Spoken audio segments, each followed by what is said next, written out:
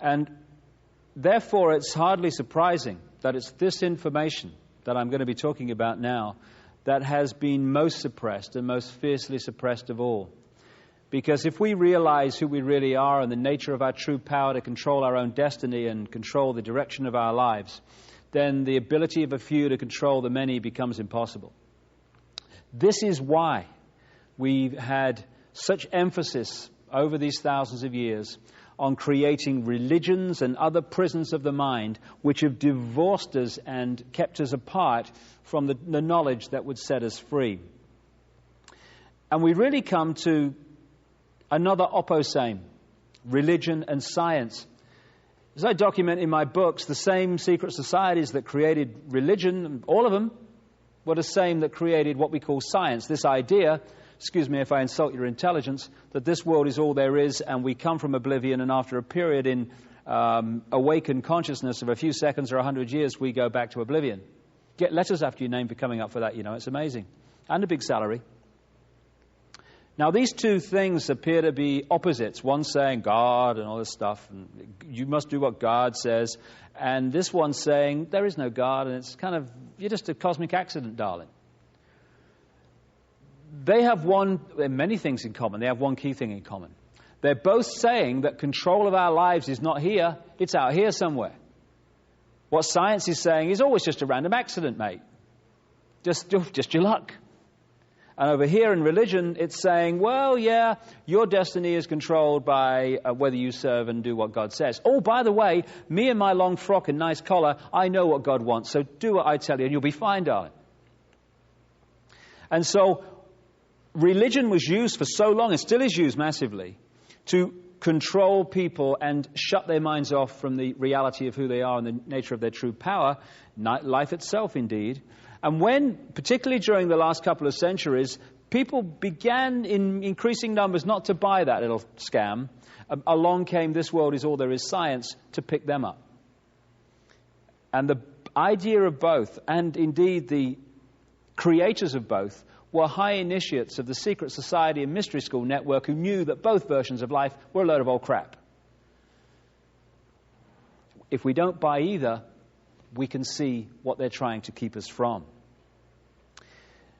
We are given the choice of being controlled by God or being basically a cosmic accident, okay?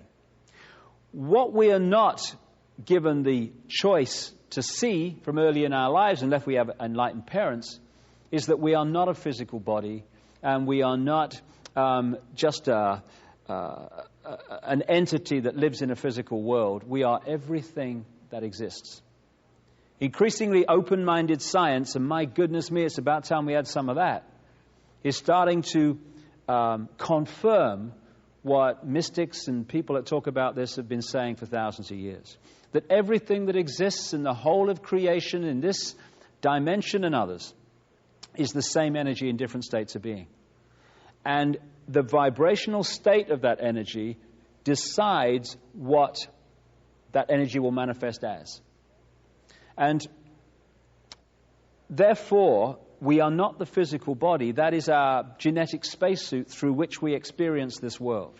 What we are is multidimensional consciousness that animates that body. And the question is, how much of that consciousness are we going to access? A little bit or massive amounts of it? We have a connection between our spiritual energy self and our physical self, which is called the chakra system. It comes from a Sanskrit word meaning wheels of light, and the Sanskrit language comes from the Aryan race that came out of the Caucasus Mountains. You know the score by now. Now, what these chakra vortexes do, and there's 7 main ones, but many others, is that they interpenetrate our levels of being. So we have a mental level, which is an energy field. It's a frequency range. That's our rational thought, as they call it.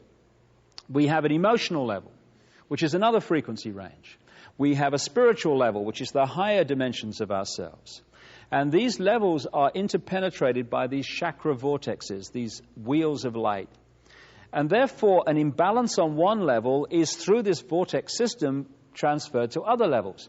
This is why when we get very emotionally stressed, the first thing that stops happening is we stop thinking straight. We stop thinking straight because the imbalance on the emotional level has been transferred to the mental level, and bang, bang, bang, we go. Now, if this imbalance goes on, this emotional imbalance, it's transferred eventually to the lowest level of this system, which is the physical level. And it manifests in the physical body as a chemical reaction. Now, it's at this point that modern medicine comes in with its drugs and scalpels at the point of the chemical reaction. Therefore, it is treating the symptom of the energy imbalance, the emotional imbalance, not the cause. And I remember where I lived on the Isle of Wight, a little island off the south coast of England, the doctor's practice there sent out a letter to everybody who was in that practice, the patients and stuff. And it kind of encapsulates the whole thing magnificently. It said, patients are reminded that appointments with the doctor are for 5 minutes only, and this is not a time to discuss your other problems. What has been so massively missed is there are other problems creating the emotional imbalance and distress that are causing the physical illness. So if you look at the human entity as a whole, you're looking at a very different vision of who we are and health and every other aspect of life than if you think that we're just a physical body. And these chakra vortexes are drawing in, particularly what they call the base chakra, vast amounts of energy which we can create with in ways that I'll come to in a second. The more these chakra vortexes are closed down, the less energy they're drawing in, the less energy we have to work with and create with. And so from this high level of knowledge that I've been talking about over thousands of years, at the peak of this brotherhood network, they understand these things. And so much of the manipulation of human emotion and human thinking, human perception and human attitudes has been designed to close these vortexes down so we access a fraction of multidimensional infinity, this infinite mind that we're part of. There was an American comedian called Bill Hicks, great guy, died in 1994, who summed up this whole concept of life I'm talking about in this way, because he was a very bright man. He said, matter is merely energy condensed to a slow vibration. We're all one consciousness experiencing itself subjectively.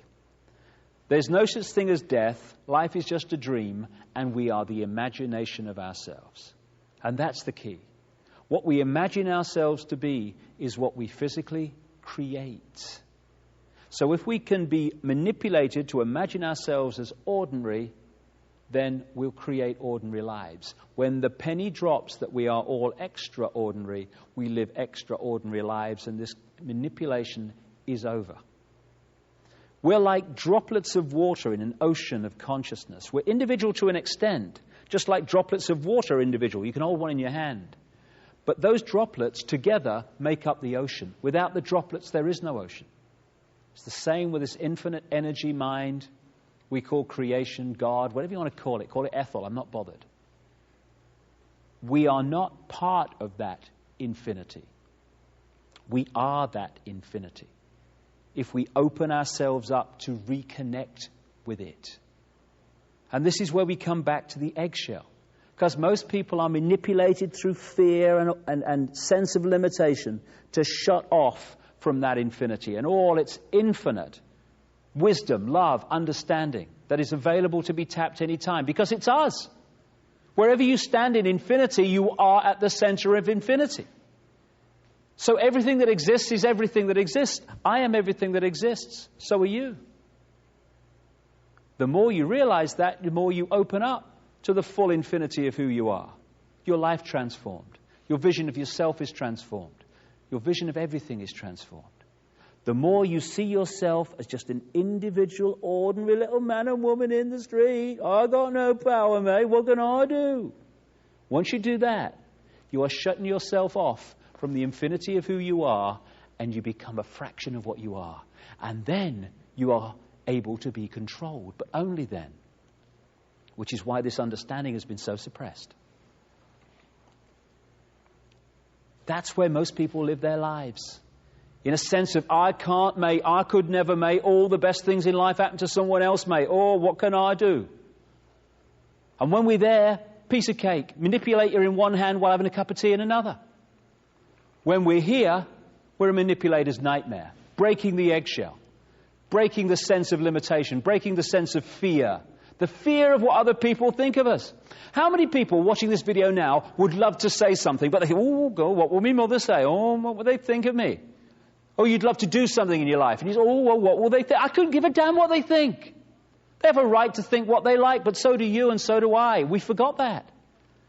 And once we start believing that because people are different to us, they must be wrong, then we're in a situation where whoever sets the norms in society runs the world.